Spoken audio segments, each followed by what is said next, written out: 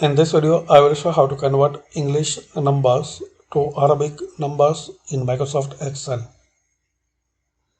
So firstly type your English numbers.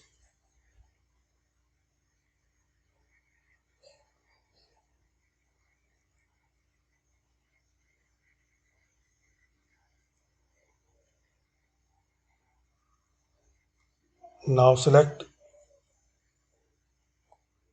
then right click, then here format cells,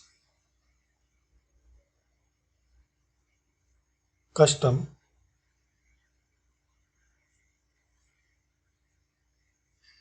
now remove general, left bracket,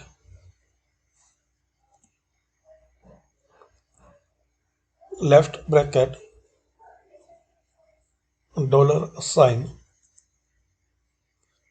minus sign, 2 triple zero, again triple zero, right bracket, 0, then click on OK.